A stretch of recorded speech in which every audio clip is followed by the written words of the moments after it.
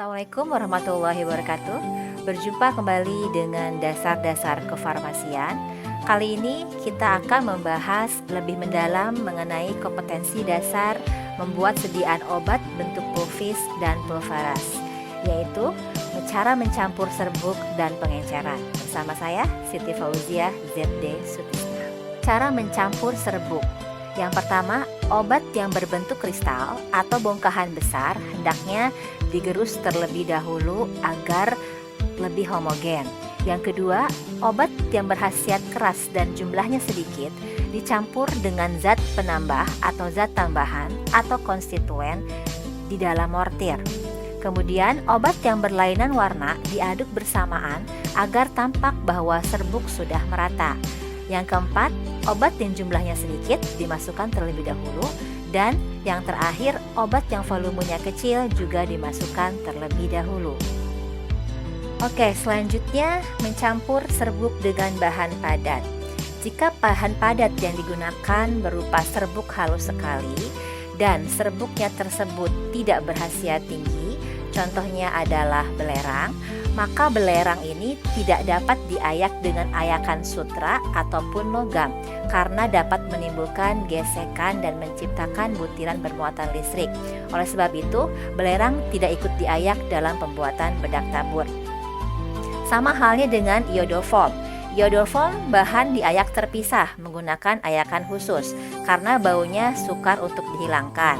Sementara penggerusan serbuk yang sangat halus dan berwarna perlu penambahan konstituen atau zat tambahan sebelum dilakukan penggerusan.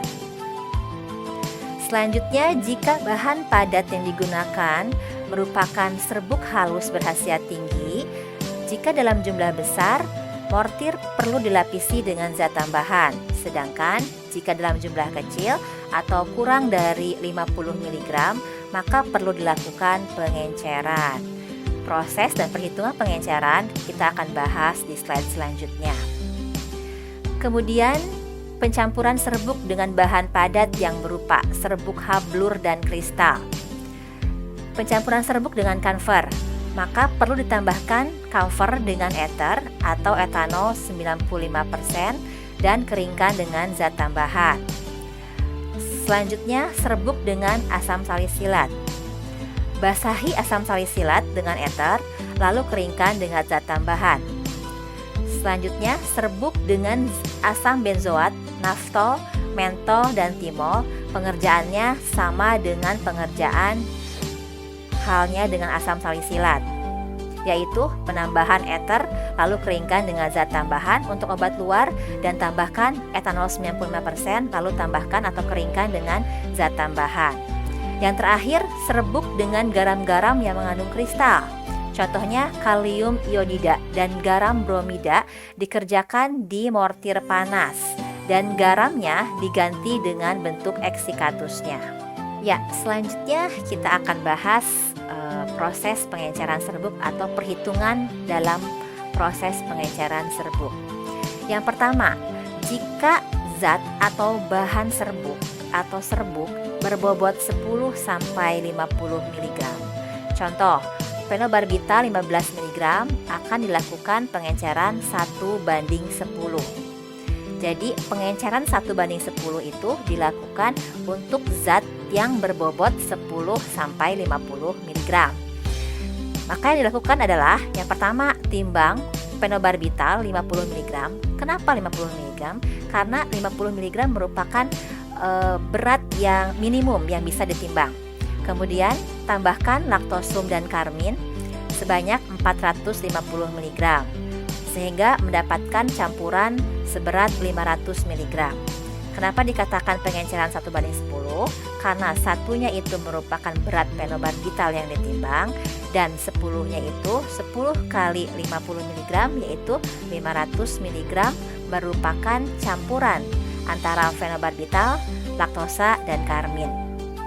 Sehingga jumlah campuran yang diambil adalah sebanyak 15 mg. Fenobarbital yang diminta dibagi 50 mg fenobarbital yang ditimbang dikali 500 mg yaitu jumlah campuran, kemudian dihitung menghasilkan 150 mg. Jadi jumlah campuran yang diambil adalah sebanyak 150 mg. Oke, selanjutnya jika zat berbobot 1 sampai 10 mg, contohnya atrofin sulfat 6 mg. Karena atrofin sulfatnya sangat kecil, yaitu di bawah 10 mg, maka pengenceran yang dilakukan adalah dengan perbandingan 1:50. Caranya, yang pertama, timbang atrofin sulfat sebanyak 50 mg dengan jumlah minimum yang bisa ditimbang, kemudian tambahkan laktosa dan karmin sebanyak 2450 mg sehingga dihasilkan campuran sebanyak 2500 mg yang merupakan 50 kalinya dari atrofin sulfat minimum yang ditimbang. Sehingga jumlah campuran yang diambil adalah 6 mg dari atrofin sulfat yang diminta dibagi 50 mg atrofin sulfat minimum yang ditimbang dikali 2500 mg jumlah campuran yang dihasilkan, maka hasilnya adalah 300 mg jumlah campuran yang diambil. Seperti itu. Oke, selanjutnya adalah jika zat berbobot 0,1 sampai 1 mg. Ini bobot yang sangat kecil sekali ya. Contohnya atrofin sulfat 0,4 mg akan dilakukan pengenceran bertingkat. Nah, karena jumlahnya sangat kecil sekali, maka harus dilakukan pengenceran bertingkat. Oke, pengenceran tingkat 1 yaitu pengenceran dengan perbandingan 1:50. Yang pertama dilakukan adalah timbang atrofin sulfat sejumlah minimum yang bisa ditimbang, yaitu 50 mg, kemudian tambahkan laktosa dan karmin sebesar 2450 mg sehingga dihasilkan campuran atrofin sulfat, laktosa dan karmin sebesar 2500 mg yang merupakan 50 kalinya dari jumlah atrofin sulfat yang ditimbang. Pada tingkatan ini diambil 10 kali 0,4 mg atrofin sulfat yang diminta, maka dihasilkan 4 mg. Nah, dari angka 4 mg ini, maka campuran yang bisa diambil adalah 4 mg dibagi 50 mg jumlah atrofin sulfat minimum yang bisa ditimbang dikali 2500 mg dari jumlah campuran atrofin, laktosa dan karmin sehingga dihasilkan 200 mg jumlah campuran yang diambil dari tingkat 1 pengenceran. Kemudian masuk ke tingkat 2 pengenceran. Hasil campuran yang pertama tadi yaitu 200 mg ditambahkan laktosa sebanyak 300 mg, maka dihasilkan campuran sebanyak 500 mg. Pada tingkatan ini diambil 0,4 mg yaitu dari atrofin sulfat yang diminta dibagi 4 mg dari perhitungan 10 kali 0,4 yang ini dikali 500 mg dari jumlah campuran hasil campuran 1 dan laktosa sehingga dihasilkan perhitungan sebesar 50 mg atrofin sulfat yang diambil dari hasil pengenceran tingkat kedua. Seperti itu. Oke, jika serbuk tersebut berada di dalam pembawa yang bukan bahan padat, misalkan bahan cair seperti aquades atau sirupus simplex, dan serbuk tersebut berbobot kurang dari 50 mg, maka akan dilakukan pengenceran yang berbeda dari pengenceran yang dilakukan di slide sebelumnya. Contoh, klorfenilamin maleas 20 mg akan dilakukan pengenceran dengan menggunakan pembawanya sesuai dengan resep, misalkan aquades atau sirupus simplex sebagai pembawanya. Maka dilakukan pengenceran dengan perbandingan 1:100. Pertama, timbang CTM dengan bobot minimum yang bisa ditimbang yaitu 50 mg. Kemudian tambahkan aquades sampai 5 ml. Nah, maka jumlah campuran yang bisa diambil adalah 20 mg dari CTM yang diminta dibagi 50 mg dari jumlah CTM minimum yang ditimbang, kemudian dikali 5 ml yang merupakan jumlah pembawanya, maka dihasilkan perhitungan sebesar 2 ml hasil pengenceran yang bisa diambil. Seperti itu. Oke, selanjutnya kita akan membahas cara mencampur serbuk dengan bahan setengah padat. Bahan setengah padat biasanya digunakan pada sediaan serbuk tabur.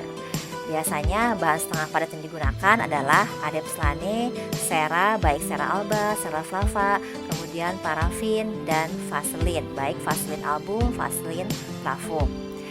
Jika dalam jumlah besar bahan setengah padat yang digunakan, maka harus dilebur terlebih dahulu. Setelah dilebur, tambahkan zat tambahan sampai kering. Jika jumlahnya kecil, maka tambahkan aseton atau eter. Kemudian tambahkan zat tambahan seperti barusan. Selanjutnya, mencampur serbuk dengan bahan cair. Yang pertama, serbuk dengan minyak atsiri. Minyak atsiri dapat diteteskan terakhir atau dibuat bentuk oleosaharanya, yaitu dengan cara mencampurkan 2 gram gula dengan 1 tetes minyak atsiri. Sebagai contoh, 4 gram oleosahara anisi dibuat dengan cara mencampurkan 4 gram sakarum laktis dengan 2 tetes minyak anisi. Yang kedua, serbuk dengan tinktur. Contohnya adalah OPI tinktur atau digitalis tinktur. Tinktur dalam jumlah kecil dikerjakan di mortir panas, kemudian dikeringkan dengan zat tambahan. Sedangkan dalam jumlah besar, tinktur harus atau perlu diuapkan terlebih dahulu di atas penangas air sampai kental, kemudian ditambahkan zat tambahan sejumlah tinktur yang hilang akibat adanya pemanasan tadi. Ya, selanjutnya kita akan membahas pencampuran serbuk dengan ekstrak. Yang pertama adalah jika ekstraknya bentuknya adalah ekstraktum sikum, yaitu ekstrak kering, maka pengerjaannya adalah sama persis dengan pengerjaan pada serbuk dengan zat padat halus. Yang kedua, jika ekstraknya berbentuk ekstraktum spisum atau ekstrak kental, maka ekstrak dikerjakan di mortir panas dengan sedikit penambahan etanol 90%, etanol 70% untuk mengencerkan ekstrak. Kemudian setelah itu ditambahkan zat tambahan sebagai pengering. Oke, yang ketiga adalah jika ekstraknya berupa ekstraktum liquidum atau ekstrak cair, maka pengerjaan serbuk itu sama halnya dengan pencampuran serbuk dengan tinktur. Bagaimana? Jika jumlahnya kecil, maka perlu dikerjakan di dalam lumpang panas, kemudian keringkan dengan laktosa atau zat tambahan. Dan jika jumlahnya besar, maka perlu diuapkan di atas penangas air hingga kental, lalu tambahkan zat tambahan sejumlah tinktur yang hilang. Seperti itu. Oke, yang terakhir adalah cara mencampur serbuk dengan tablet atau kapsul. Tablet atau kapsul dapat diambil langsung. Tablet digerus halus kemudian ditimbang, dan kapsul pun sama, dikeluarkan isinya lalu ditimbang. Jika tablet atau kapsul terdiri dari satu zat berkhasiat, maka bentuk asli zat dapat digunakan. Contohnya adalah kortimeton tablet dengan kekuatan 4 mg, maka bisa diambil berupa CTM-nya 4 mg yang sebelumnya sudah diencerkan terlebih dahulu dengan zat tambahan. Seperti itu. Oke, tugas yang harus kalian lakukan, yang pertama, diskusikan dengan kelompok cara pembuatan. Yang pertama, sediaan pulveres dengan tablet aspirin. Yang kedua, sediaan pulveres dengan camphor dan mentol. Dan yang terakhir, sediaan pulvis dengan balsam peru. Hasil diskusi yang kalian lakukan kemudian presentasikan melalui Zoom meeting dalam pertemuan selanjutnya. Oke, sekian untuk pertemuan kali ini. Terima kasih. Wassalamualaikum warahmatullahi wabarakatuh.